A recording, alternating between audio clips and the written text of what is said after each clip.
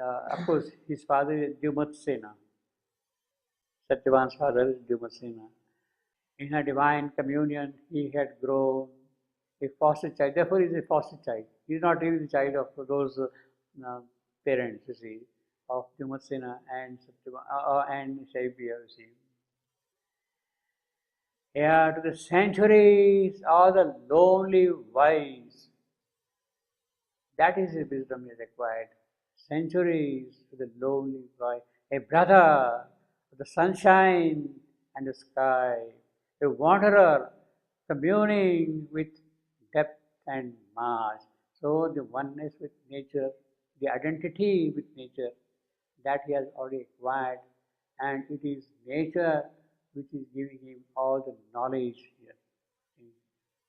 She has brought him up all along. Now, how Satyavan grows, that is what we have a brief description here. He has come here as a child, and how he acquires knowledge and skills and all that thing. We have got a brief description here of that kind. A Veda knower of the unwritten book, perusing the mystic scripture of her forms, he had caught her hierophant significances, her speared immense imaginations learned, taught by sublimity the stream and wood, taught by sublimity the stream and wood, and voices to the sun and star and flame, and chant to the magic singles to the bow, and the dumb teaching of four-footed things. The whole nature is his teacher. Nature is teaching her everything. Hierophant significances, which are deep, which are scriptural. Hierophant, the Greek hierophant, it is he who deciphers the meaning of the scriptures, of the writings. He deciphers that. That is what the hierophant is. Significance is their meaning, their importance. At the same time, he is a Veda knower. Perusing the mystic scripture of her forms, her opposed nature. So it is nature who is making him the knower of the Vedas. The intimate knowledge comes directly from nature to him. Her speared immense imaginations learn. Speared immense imaginations. Of what? Of sun and star and all that. Immense spheres of the skies, of the globes, of the universes. Taught by sublimity of stream and wood. So there are rivers, there are mountains, there are forests, there are trees. They are his teachers. Four-footed beings, animals, they are his teachers. And chant the magic singles to the boughs, the birds. Magic singles to the birds. They teach him how to sing. They teach him music. Everything he learns from them directly. Because of his communion with nature, his oneness with nature. So once you have got that oneness, automatically you get from nature whatever she is there. Automatically it happens because you have become one with nature. That identity gives you the knowledge straight away, directly, you see. Veda knower the unknown of the unwritten book, perusing the mystic scriptures of a form. He had caught her hierophant significances, her speared immense imaginations learned, taught by sublimity the stream and wood, and voices to the sun and star and flame, and chant to the magic singles to the bow, and the dumb teaching of four-footed beings. Four-footed, that is animal. Even lions, tigers, deer, cows, buffaloes, everything. They are going to teach him all those things, you see. helping with confident steps, her slow, great hands. But that is the problem with nature. Nature, you have communion with nature. She gives you all the knowledge, but poor nature, she is slow. You have to be very, very patient if you want to learn something from nature. Slow, great hands, you see. You have to be really very patient to learn things from nature.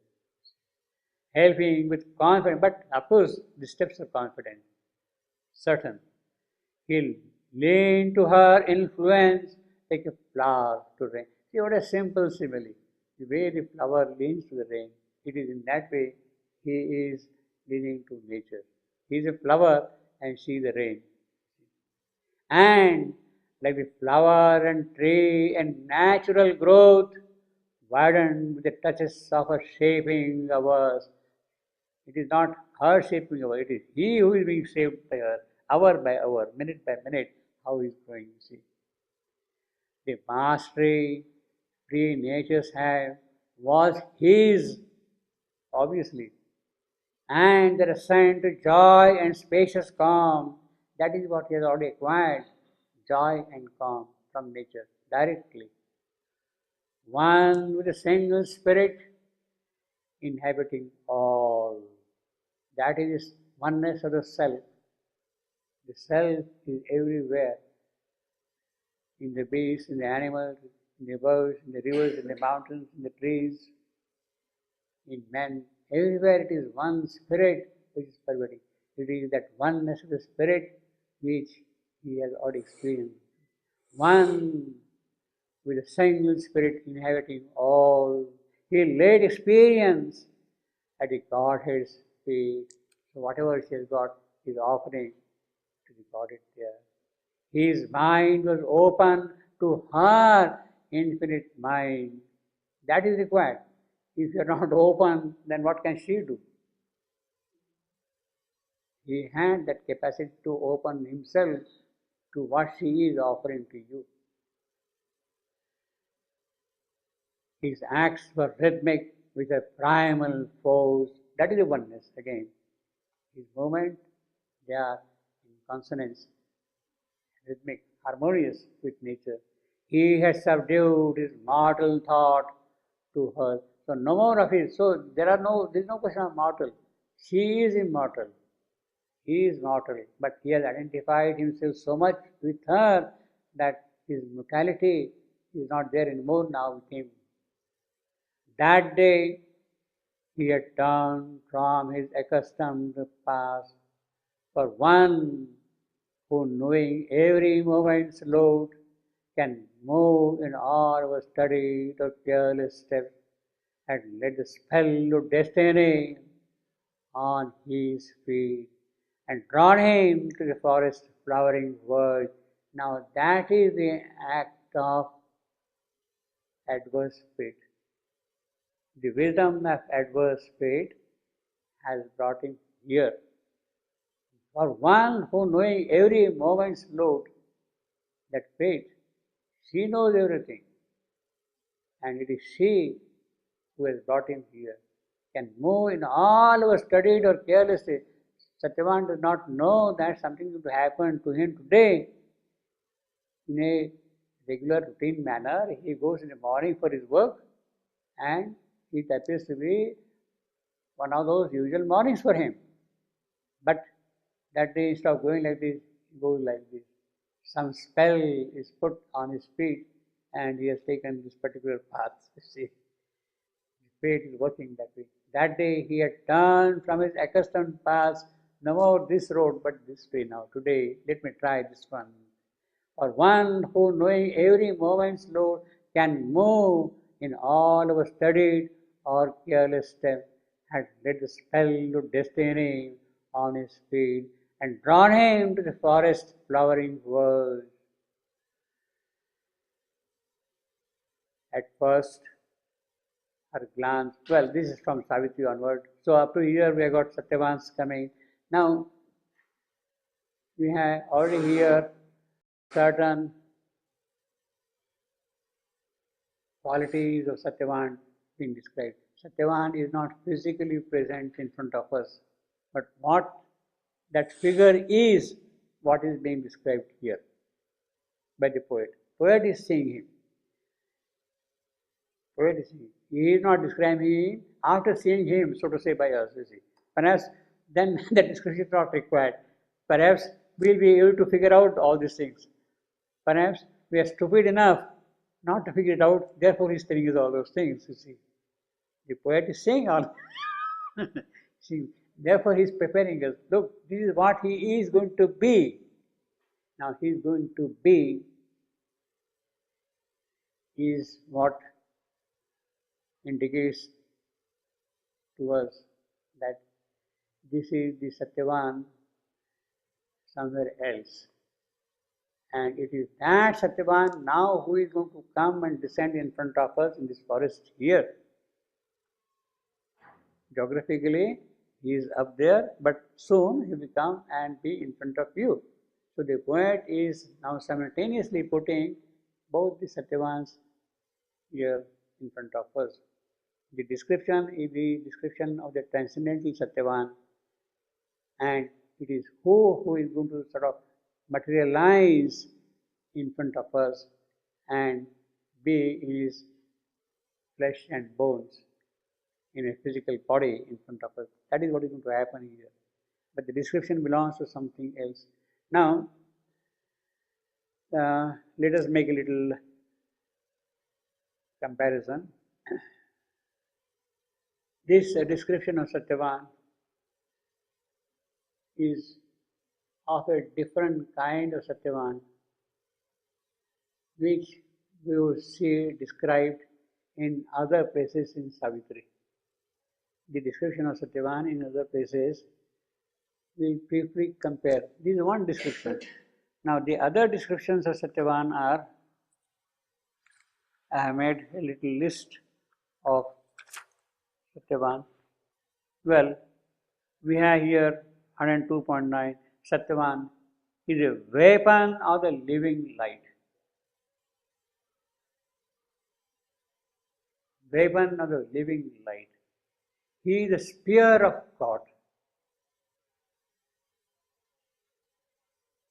His figure leads the splendor of the morn. 102.9. Then of course he is noble. His tablet,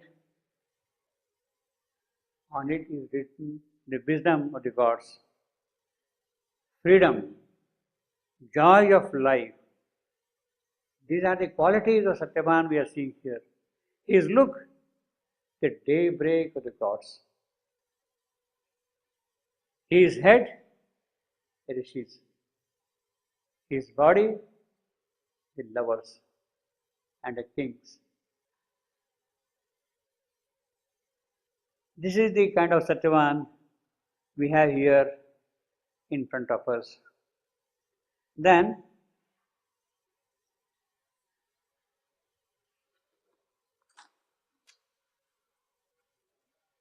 physical Satyavan.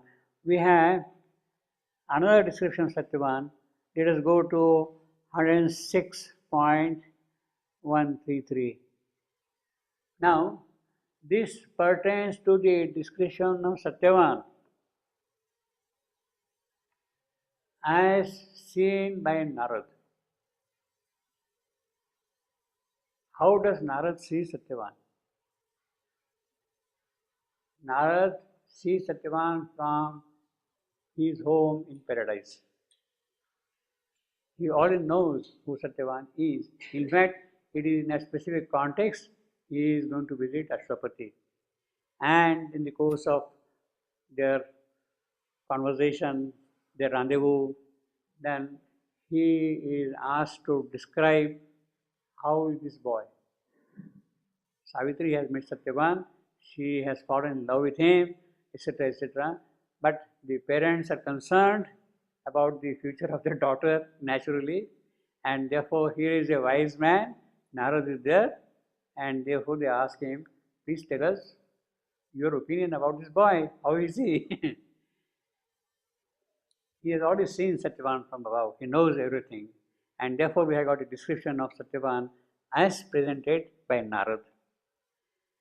A marvel of the meeting, 106.33 onward, a marvel of the meeting of earth and heaven is he whom Savitri has chosen mid men.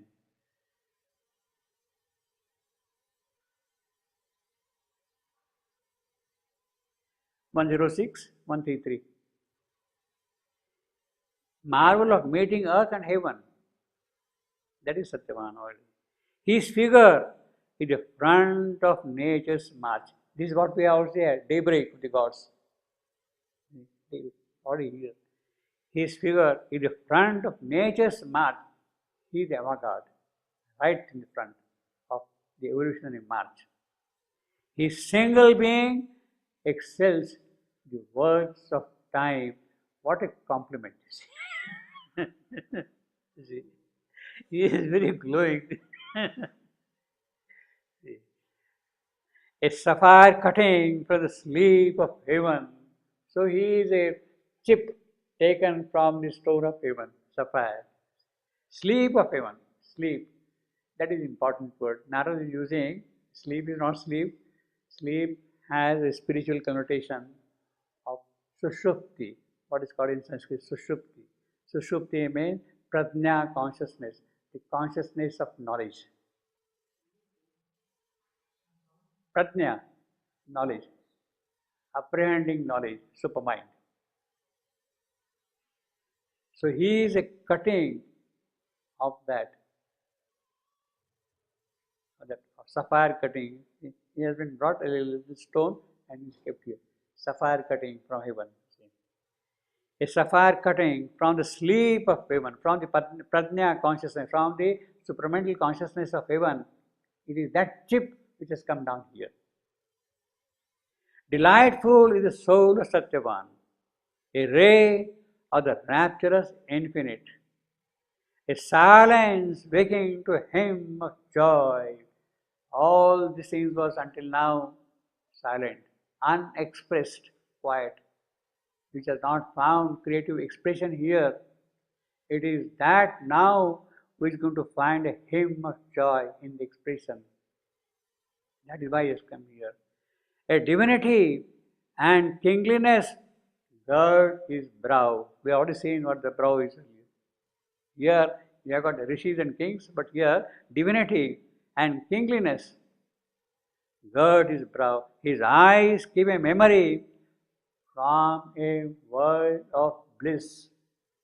So Narada is already indicating that he is the divine incarnation here upon earth, and his eyes remember where from he has come already.